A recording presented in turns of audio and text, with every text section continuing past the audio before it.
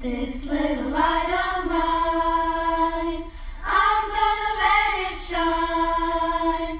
This little light of mine, I'm gonna let it shine.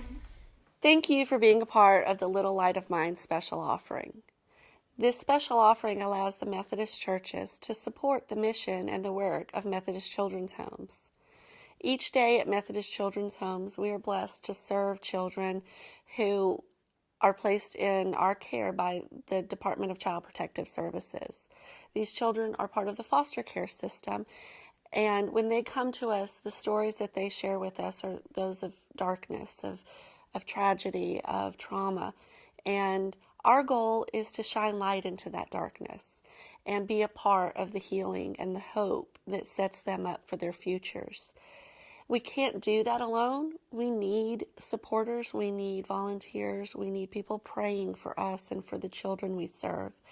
And that's what we get to share with you during the Little Light of Mine program. You know, the Methodist Church, all the way back to John Wesley, has always had a social conscience about doing what we can in the community and to help others. And I think that this is a shining star of exactly what that legacy is. I think the biggest issue is, quite frankly, I don't think that there is as good an understanding in all of our churches about what the Methodist Children's Home really does. I try to get people to come out here and visit. If I can get someone to come out here and visit and see what is happening, they're hooked. And that person, then, I ask them to get somebody else to come out here and do the same thing. It's ironic that the first time I was ever here, we had a Christmas party, and we were leaving. Several churches were involved. Again, Christ Methodist Church, Crossgates Methodist, I think Brandon, First Methodist of Brandon, and Marvin Church, where I attend. And as we were walking out of the cafeteria, we had a great time. There had been several hours with food and Christmas carols and gifts and games. And we were walking out to our vehicles, and behind me, one little girl, young lady, told her friend, these people actually do care about us. And she repeated it. So they actually really do care about us. And she didn't know that I overheard it, but I did. And it's a moment that stayed with me. I won't ever forget that. The children that we serve at Methodist Children's Homes are those children that are in the Mississippi foster care system. They have been removed from their homes due to severe abuse and neglect. These are children who on average have experienced up to 10 placements by the time they reach your Methodist Children's Homes. These are children that have lost everything. They are children who are waiting to either return home to their families, be placed in a foster home, or reside at Methodist Children's Homes until they're 21 while they're working on independent living skills to have a successful future. Throughout the journey of being Methodist all my life, I've noticed how wonderful the ministry of the Methodist Children's Home has been and the awesome legacy it has. But in these last years, as many things change in life and in the life of our culture and the way we approach education as well as care for children, it's been neat to see that United Methodist Children's Home has been on the cutting edge of being able to help children who are in dire need to be able to find a place and a home and find the love that they need to succeed in life. And the great opportunities that we have now to reach some of the children who really may not have a chance, the children that no one else really wants to help find their way. The Methodist Children's Home has been there and has been certainly a leader in helping children find hope and find life and find family and find Christ in the midst of their journey. When children are abused at a very young age, they experience what we call complex trauma. This complex trauma is simply an abuse or neglect that has been perpetrated by an entrusted caregiver. And so if you have a child who is in a dangerous environment and you remove them and place them at Methodist Children's Homes, which is a safe environment, we believe that the work is just beginning. Because we not only look at the physical safety of a child, but we also take into account the psychological safety, meaning simply, does a child feel safe when they're here? Since that abuse was perpetrated by someone that they entrusted to care for them and to protect them, and that bond was broken, when they come to Methodist Children's Homes, we try to look at the totality of a child. Our motto, our slogan is children first, family always. And we say this to one another to remind ourselves of what we do, why we do it, and how we do it. We believe that the children that we serve have hardly ever been put first in their lives, and that their families have not always been there for them. So we want to make sure that we always place children first, and that no matter what happens, if they return home to their families, if they're placed in a foster home, or if they remain with us for a long period of time, that we will always be their families. I've always been drawn to the Methodist Children's Home and tried to contribute in the past, but my father actually was adopted from the Methodist Children's Home in 1926. And it was always held a place in his heart, and he was always working and trying to make contributions and do beneficial things for the children's home. Because I think the Methodist Children's Home has really searched to have resources available for the young people that are here. They've been in shelters and foster homes and group homes and what have you, an average of 10 times. And it's hard to imagine that type trauma, but we have a good success rate. And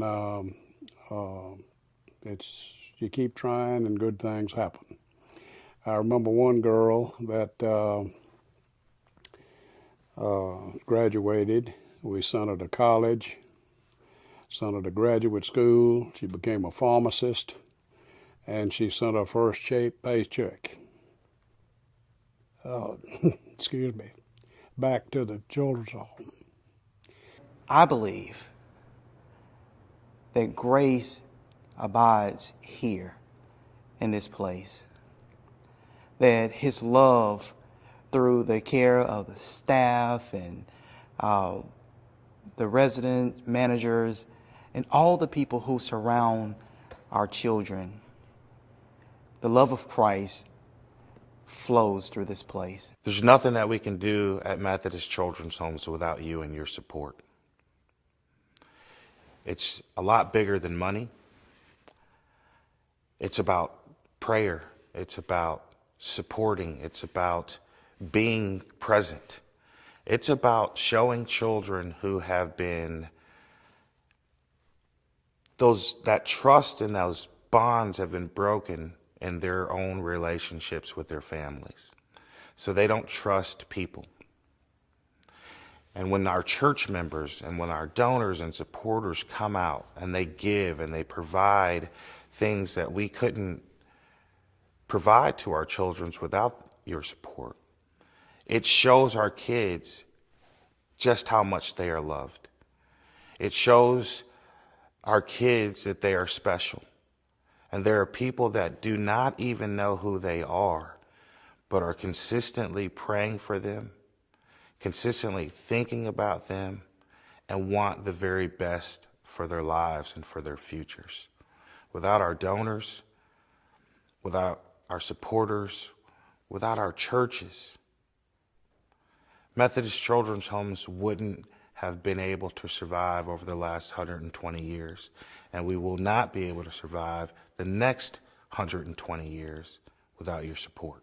I'm hoping that I can be of benefit to the Methodist Children's Home, that I can bring something to the table, that there's value, and that I will be able to enrich someone's life or maybe help someone to achieve their goals or their education or just their dream. One thing I can say is that we hope that we provide them with a safe and loving home no matter how long that we have the kids that we have.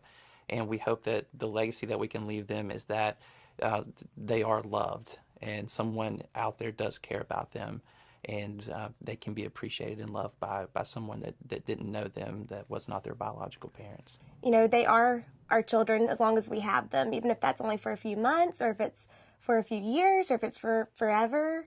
we'll always think of them as ours. To me, I know some people say that they have a hard time thinking about doing foster care because they're afraid that they're going to get too attached, and that's going to hurt, when the child leaves, if they're, reunified with their parents. And what I would say to that is, you're right, it is going to hurt, but it's going to hurt the child more not to have that attachment to you.